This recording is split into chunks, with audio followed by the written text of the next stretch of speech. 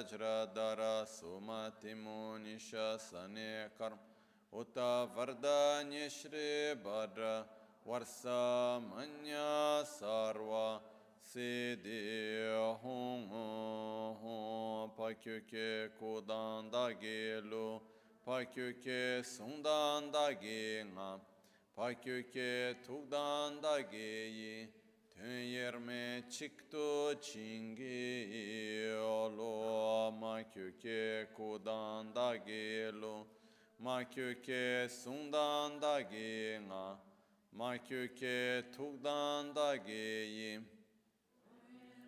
Chikto Chingi Olo Oma Muni Muni Maha Muni Shakya Muni Svoha.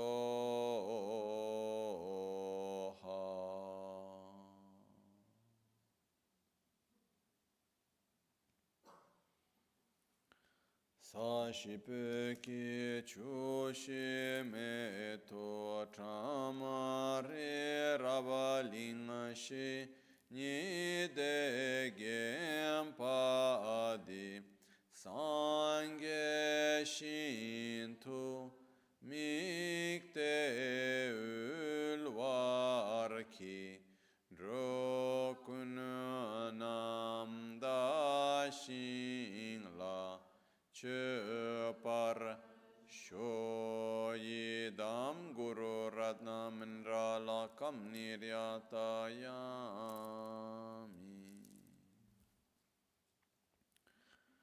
Sangye Chudan Tsogi Chonam Lai Chanchu Pardo Dani Kyapsu Chi Dagi Chushi Gibe Sonam Ki Drola Pinchra Sangye Drupar Shu Sangye Chudan Tsogi Chonam La Chanchu Pardo Dani Kyapsu Chi Dagi Chushi Gibe Sonam Ki Drola Pinchra Sangye Drupar Sho Sangye Chudan Tsogi Chonam La Chanchu Pardo Dani Dagi Chushe Gibe Sonam Ki Drola Pinchra Sangye Drupar Sho. In the Buddha, Dharma, and Sangha, I take refuge until enlightenment. With the practice of generosity and the other perfections, may I obtain Buddhahood for the benefit of all sentient beings. In the Buddha, Dharma, and Sangha, I take refuge until enlightenment. Through the practice of generosity and the other perfections, may I attain Buddhahood for the benefit of all sentient beings.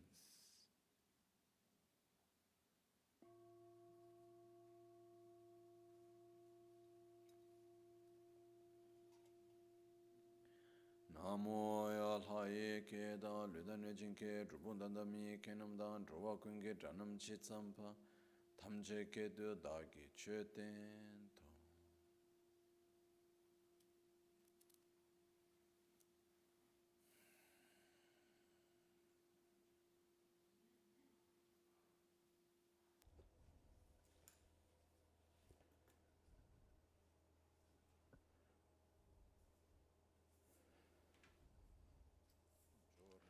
Good morning.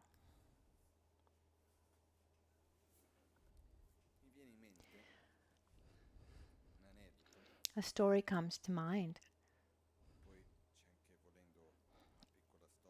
And there's also another little story connected to that.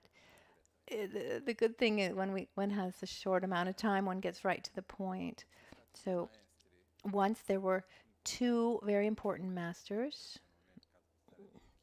and now is not the time to say who and when, etc.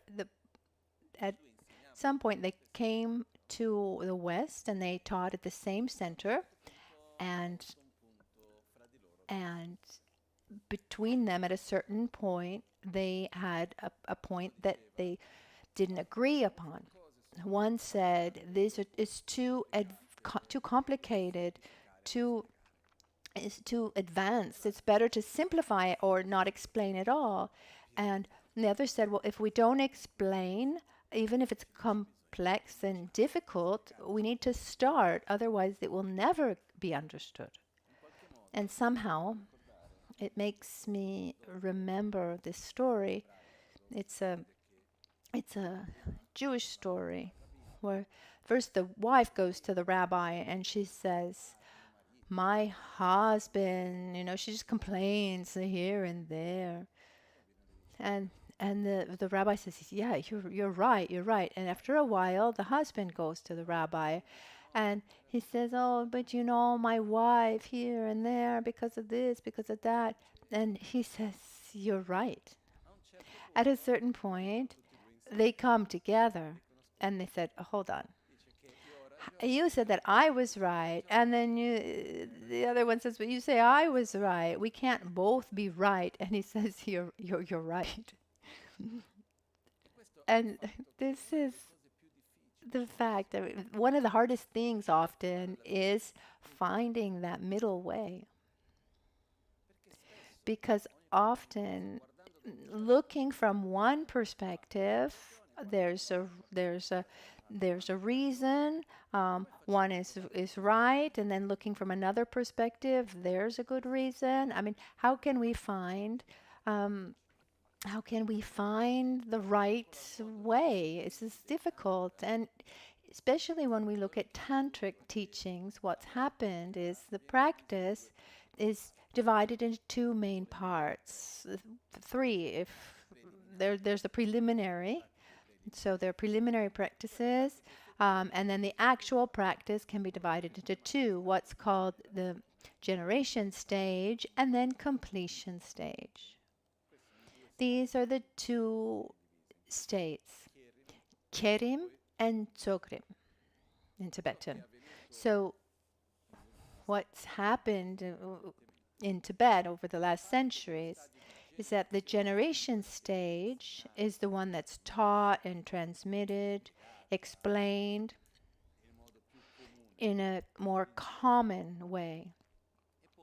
And then the completion stage practice is explained to very few people because to be able to understand well, one needs a predisposition, a preparation that is hefty, let's say, before one gets there. And that's worked for a long time. But what happens recently, more and more, apparently at least, there are fewer and fewer the people who have the preparation and who can then access the teachings and actual completion stage practices. So what's the danger that this brings? That little by little, that these practices, this knowledge will get lost, will be lost. It's already happening on some levels. On the other side, it's not that we can explain certain things that are advanced to those who don't have the basis to understand them. One can have a wrong understanding. It's like if I come and explain quantum physics,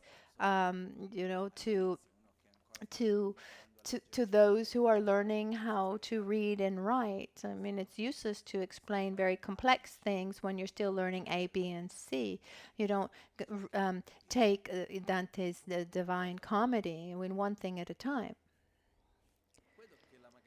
Lama Michel Rinpoche, when he created the practice of self-healing, and created is not even the right word, it's a practice that comes from Buddha. He adapted it to our times. He did something very special with this practice. He found this middle way because in the practice, the completion stage practice is complete there, which often is not explained in an open way, but he put it in a way for those who don't have the basis or don't understand, it leaves the it leaves the imprints, and those who do understand, there's everything. Someone could say, "Oh, um, Rinpoche is revealing secrets," and I've asked myself, a secret is revealed when someone comes into contact with something, a knowledge that he shouldn't know. But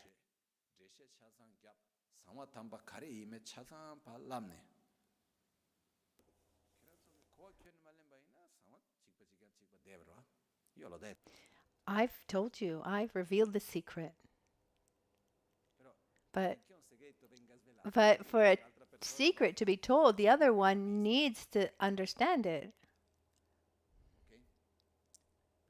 So if I show, but in a way that those who are ready to understand will understand, and those who don't understand because they don't have the basis to understand, I am not revealing any secret, but I am making available that knowledge for those who are ready.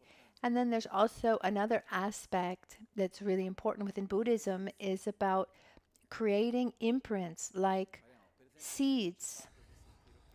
So even hearing the words, 4 empowerments, white bodhicitta, red bodhicitta, these things, little by little, they enter. And little by little, as one understands more and more, one deepens and enters more into their mind stream. So a very special aspect of the practice of self-healing, aside the fact that at the beginning when Rinpoche transmitted it, there was this marvelous aspect. I mean, it seemed like a child's game on one hand, when he was giving the most precious, the most worthy of things. So with this feeling of playing, of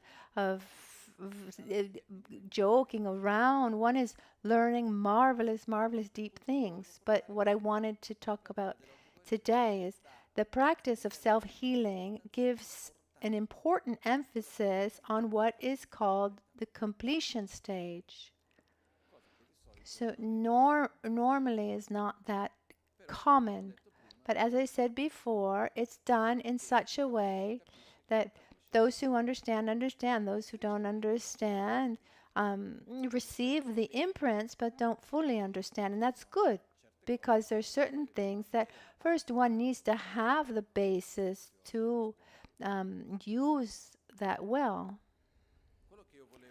What I wanted to do today was to touch on, without getting into details now, because we don't have the time, it's not the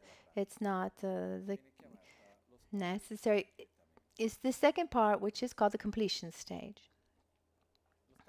This completion stage in self-healing begins after having done the generation of the 5 Dhyani Buddhas.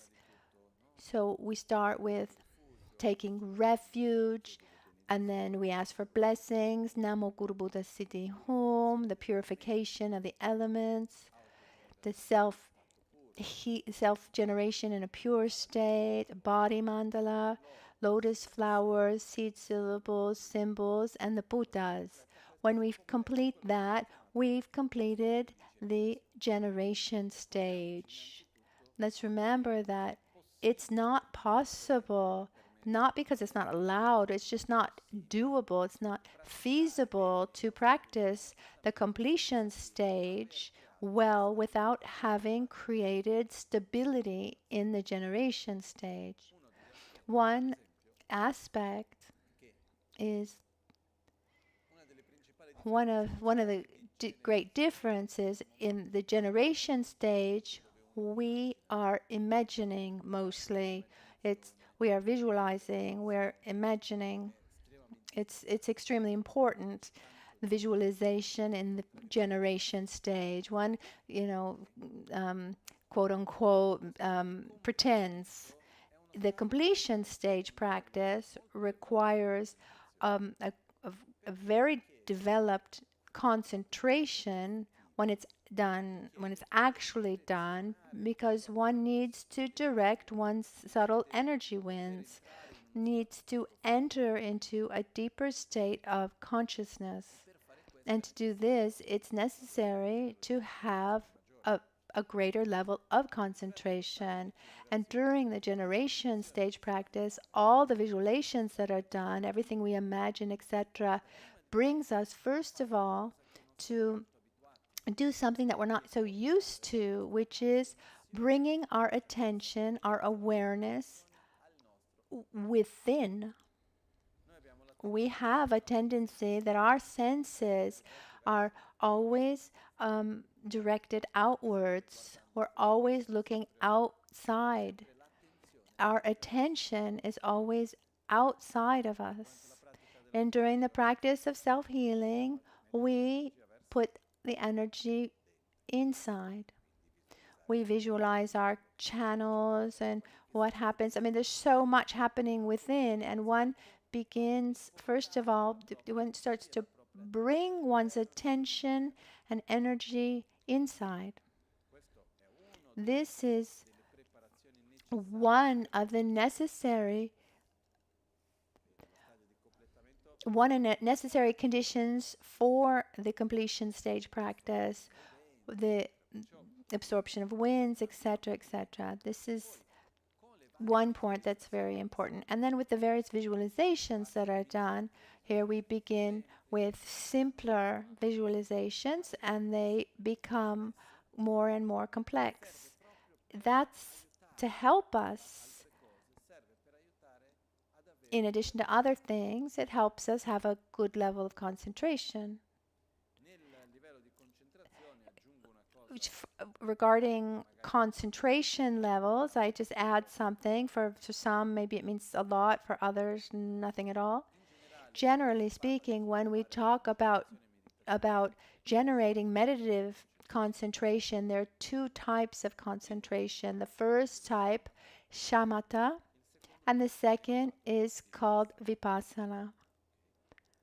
The main difference between the two is that shamatha is when the mind is concentrated single-pointedly on one object without mental torpor and without agitation and without having to generate effort. One is able to remain on that object for as long as one wants. Just a few words. That's the shamatha. Vipassana instead, at the same time, when the mind is there resting on an object, fixed on an object without any kind of distraction, a small part of the mind itself analyzes the object of meditation. A little bit like saying, so the main part of the mind is focusing on impermanence, for example, and then another part of the mind analyzes how is it impermanent, etc., etc. So when this state comes without any particular effort, naturally generating physical pleasure and physical and mental pleasure, without foggy-mindedness or agitation, it's vipassana. In the sutra, we develop first shamatha and then vipassana. In the Vajrayana path, right away, they're done together. Vipassana includes shamatha, so they're done together. How is that possible? The object of concentration on which we are single-pointedly focused is developed when we do Om Sabhava Shuddha Sarva Dharma Sabhava Shuddho Ham. What's the object of concentration? What is the object of concentration? Is emptiness, the lack of intrinsic existence, the ultimate nature of all phenomenon.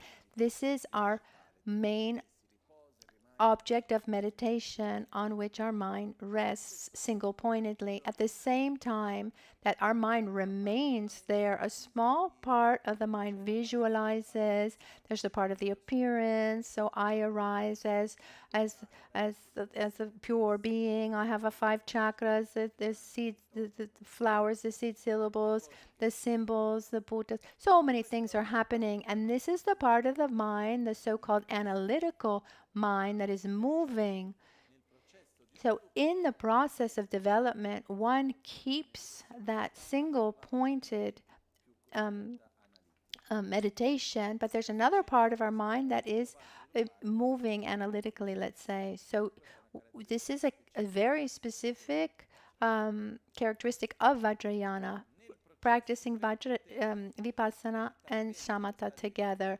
In the completion stage practice, it's important to train, and that all comes in the generation stage, together with divine pride and abandoning erroneous perception, etc. This is all part of the generation stage. In the completion stage, within my understanding, which can be right or wrong, in the completion stage, the main objective is to allow the practitioner to bring that positive state of consciousness that was generated from a gross conceptual level to a more subtle and deeper level. This is the process. When we look at processes of completion stage, there are some different approaches. There often we talk about the 5 stages of the completion stage, or the 4 empowerments. It's a different way of dividing, but one comprises the other. And the completion stage in self-healing is based on the 4 empowerments. Now, there's a part, and like in all parts of the practice, you can do it. There are 3 aspects, 3 levels of the practice: how to recite, what I recite, what mudra I do, the meaning of what I recite. This is the first level.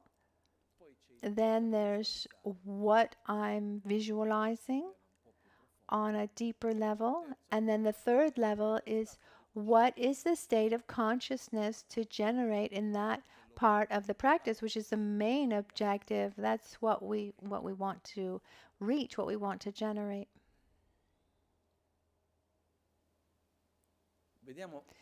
Let's see, first of all, let's look at a general view of these 4 steps. First of all, the names that are given, connected directly to the symbolism. So there's the vase empowerment, and then the secret empowerment. The third is the wisdom empowerment, and the fourth is the name empowerment. Or the word empowerment. The word empowerment. So they're developed there in these 4 passages. So the vase empowerment, regardless of the practice, within self-healing or in the sadhana of Yamantaka or Vajrayana, it doesn't matter. Any Vajrayana practice is based on the 5 Dhyaniputas. So it's not that the empowerment of the 5 Dhyaniputas because it's a practice of self-healing. No, generally speaking, when we talk about the 4 empowerments and all practice of Anuttara Yoga Tantra, Vajrayana, the highest level of yogic tantra, there's Kriya Tantra, Yoga Tantra. There are 4 classes of Tantra.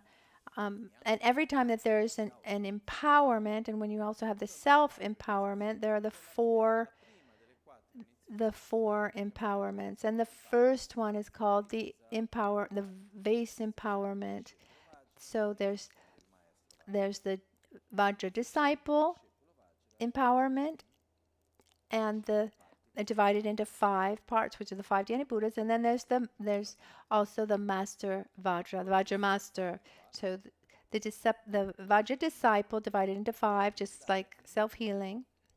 So we nourish and we reinforce the identity that we have in relation to our 5 aggregates and 5 Dhyani Buddhas. So we link ourselves more, and we release ourselves more and more from our mental defilements, and we create a relationship with that it becomes stronger and stronger with our identity and linked to the 5 Dhyani Buddhas. So often when there's an empowerment, like in the mandala of Yamantaka or Vajrayogini, etc., one follows the order of the external mandala. So when you begin by the east, and then the south, and then west and north, and then the center. This is the order that one. Maybe sometimes you start in the center, but usually we follow this external order when we do the practice of self-healing. And the same thing happens in Tarachittamani. We follow the inner mandala. That's why we begin with the bell empowerment of Buddha Amoga Siddhi, because we're following the body mandala. Then Ratna Sambhava with the crown empowerment, Akshobhya with the water or vase empowerment, and the Vajra empowerment of Amitabha, and the name empowerment of Buddha Veruchana. The main point is, during this point of the practice, one generates this state of bliss through which one realizes the ultimate nature of everything, which is nothing other than a continuity of what was done in the beginning of the practice. But one regenerates that state of new bliss and emptiness, and then one generates an identity in relation to one of the 5 Dhyani Buddhas. Are you following? So mainly this is the point. And then together with that, there's the part of purification that is important, where we eliminate negativities related to that chakra, the various sicknesses, mental defilements, etc., etc. This is part of the aspect of, okay, I'm disconnecting myself from that aspect so I can generate myself really as the Buddha, and I use those blessings, those characteristics, that strength, to eliminate it. There's an important point that I want to highlight that has to do with eliminating negativities. Let's imagine that there's a very dark room. How can we eliminate the darkness in the room? Do we take the darkness and throw it out? How can you eliminate darkness? By letting the light in, a candle or a light bulb, or opening up the shades. You bring the light in to eliminate the darkness. And the way to eliminate our mental defilements is not by throwing them out, but by developing their opposites, the antidotes. So when we do the practice of self-healing in a, how can I say, it can give the idea at the beginning that one takes the anger and throws it out. And it's good to do that too, because there is a moment where one says, oh, this is not a part of me. I can live without this. One takes away that identity related to those inner states. So I take the anger and I throw it out. The aspect that we're going to eliminate in the form of an animal, this comes from the teachings of great master Gyalwa Ensapa. Gyalwa Sepa, where do we have him? His image is represented. Can you see that green window with Buddha Amoghasiddhi and Samayatara? The first one is Gyalwa Sepa, and he was one of the most important masters of our lineage, the master of Panchen Chikya Gyaltsen.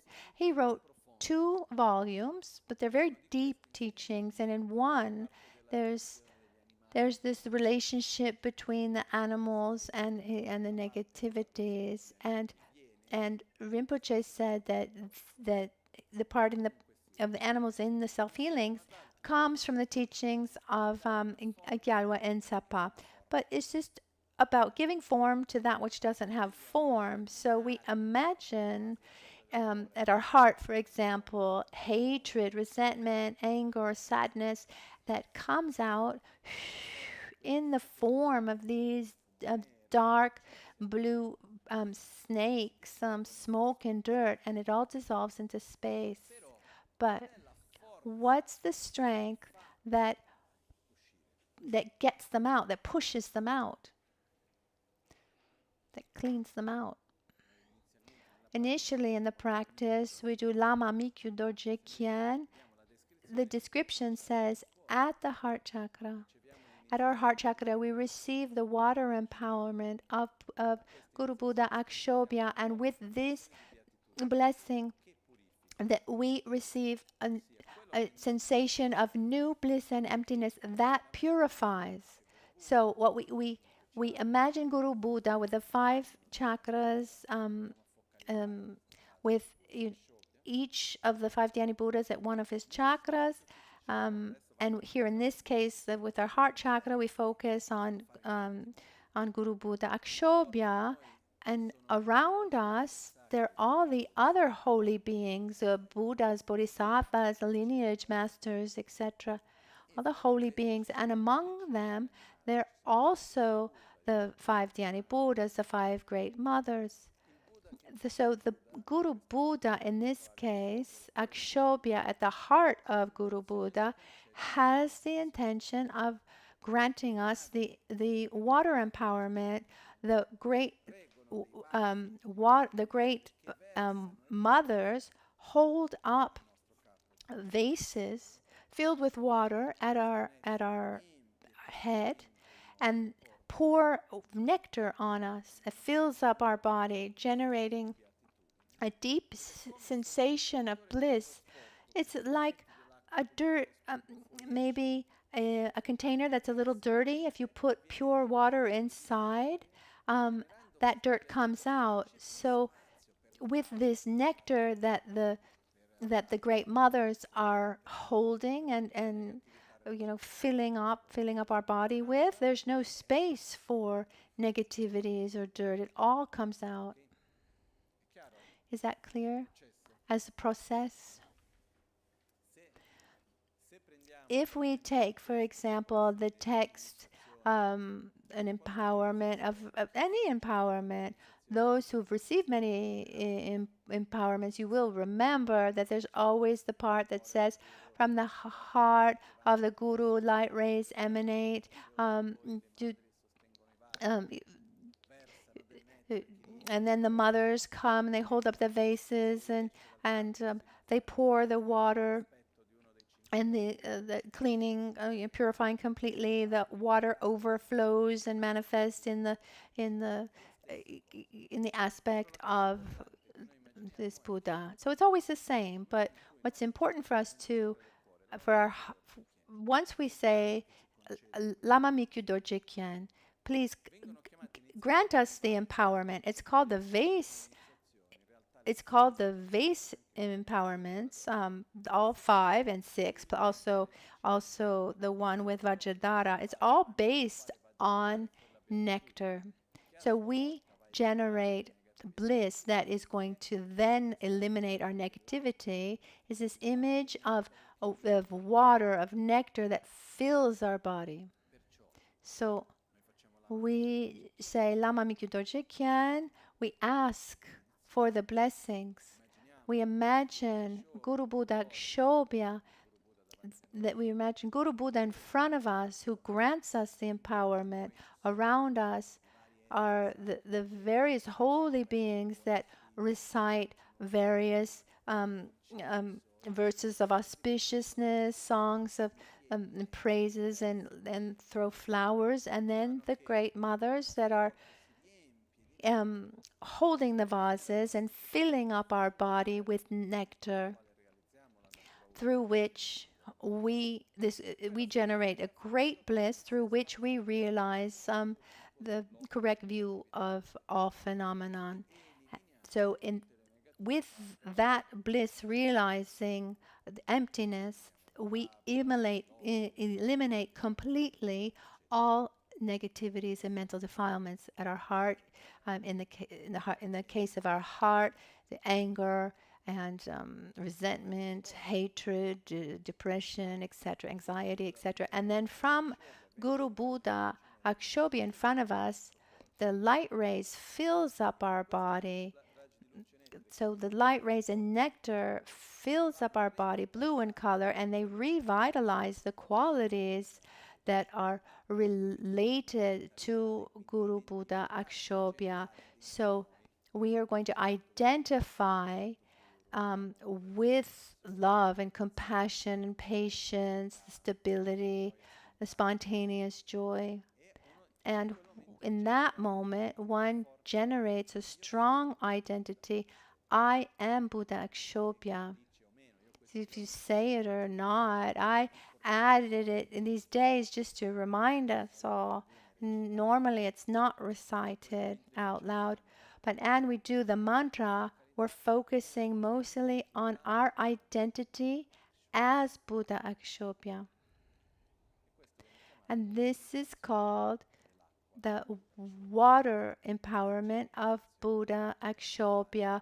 And then there's the bell empowerment of Buddha Amoghasiddhi, and the Vajra, and the crown empowerment of Buddha Ratnasambhava, the Vajra empowerment of Buddha Amitabha, and the name empowerment of Buddha Vairochana. It's all together, they're called a vase empowerment because they're all there's always the vase filled with water and nectar. And it's said that in the old times there was actually one that would have the ceremony of the pouring the water. And today, for example, we use when there's an empowerment, we use this vase, and this gesture is done. So couple drops of water that represent the same, and maybe you're also given some water that you drink and you put it on your head. So they have the same meanings. So the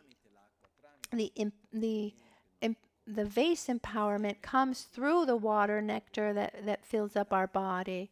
And then also with the symbols. So with Amitabha, Amitabha gives us the Vajra. From Ratnasambhava, we receive a crown. With Akshobhya, we receive the vase. Amoghasiddhi, we're given the bell. At our Ratnasambhava gives us the crown. Akshobhya gives us the Vajra. It gives us the vase. Amitabha gives us the Vajra, and Vairochana gives us her name. Your name is Amoghasiddhi, or one of the Dhyani Buddha families. But what's important here is that we imagine that we receive this blessing, this empowerment, the water nectar that purifies us completely, and we disconnect ourselves from negativities related to that chakra. And with the lights and nectars, we inhale and we generate the qualities, and we become that Buddha, and we identify with the qualities of that Buddha. And naturally, we commit to maintain the commitments, the samayas, the energy and qualities of that Buddha. And so these vows. So here you have the samayas, the vows of each of the 5 Dhyani Buddhas. This is what we do in that first part of the vase empowerment. Um, we can also go into more details. I invite everyone to take the book of self-healing written by Lama Ganchen, and actually more than a book, it's a manual of the practice. For example, there's a part of the five Dhyani Buddhas and the empowerments written in extensively, where all of the sicknesses that are related to the chakras, and then there are all the vows related to each of the Dhyani Buddhas. So I invite you to read this book. So this is just in a few words. This is the vase empowerment of the five supreme healers. Of course, we can add more details or do it longer. Then we have the last part, which is called the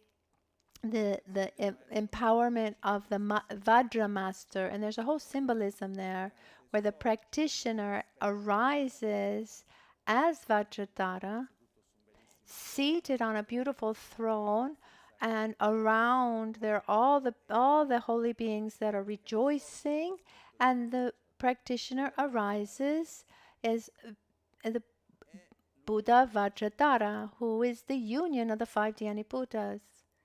So if I am Vajradhara, it means that I am the union of the five Dhyani Buddhas, that my five aggregates are pure. So it's a process to gradually develop the identity in each of the aggregates in a pure state, connect with our the qualities as pure qualities, and put it together that as my identity, I am Guru Vajradhara. I am Buddha Vajradhara. There's also Buddha Vajra. There's Buddha Vajradhara in front of us, who concedes us this empowerment, gives us the bell and the Vajra method and wisdom, male and female energy, that in union. The union of bliss and emptiness. There are no more enemies. They also the mothers who pour the water nectar into our bodies. So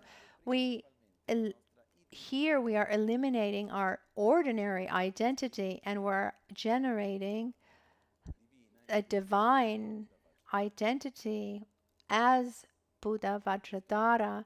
This is what happens during the so-called Master Vajra empowerment, Vajra Master empowerment.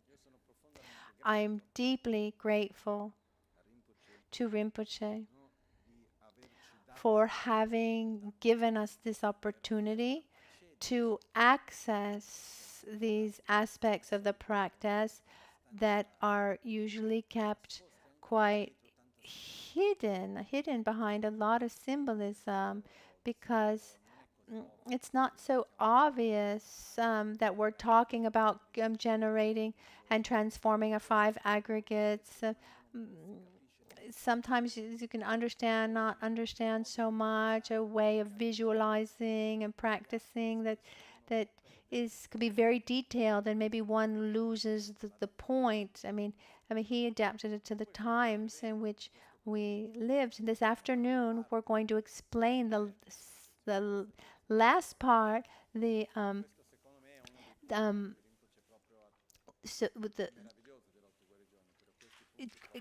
to explain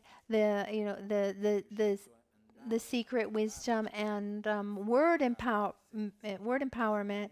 And here I think Rinpoche really went beyond the symbolism that is usually used, that doesn't necessarily adapt to our times and our mentalities.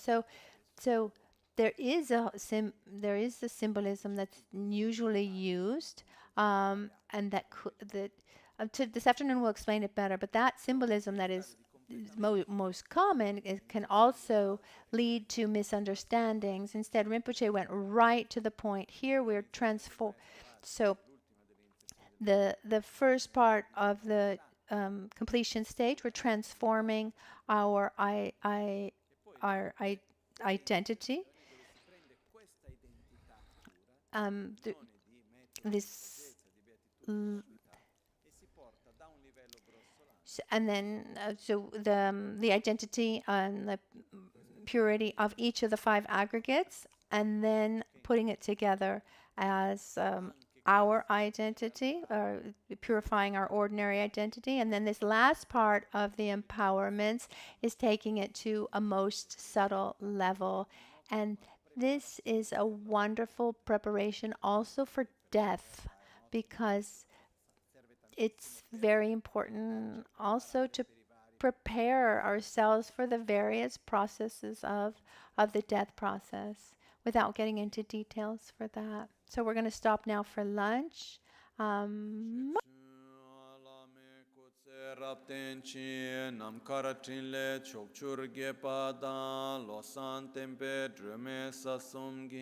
Drove munsel takto ne gyurchi kewa kuntu yanda lamada dralme cheki pela longche chi sada lamgi yente rabzone dorche changi kopa nyur toba sho nimo dele tsendele nime kuyan dele kshi ninsen takto dele Kuncho sumki chingi loba, kuncho sumki ngodrubutsol, kuncho sumki drashisho. At dawn or at dusk, at night or midday, may the 3 jewels grant us their blessings. May they help us to achieve all realizations and sprinkle the path of our lives with various signs of auspiciousness. Dusk, at night or midday, may the 3 jewels grant us their blessings. May they help us to achieve all realizations and spring all the path of our lives with various signs of auspiciousness.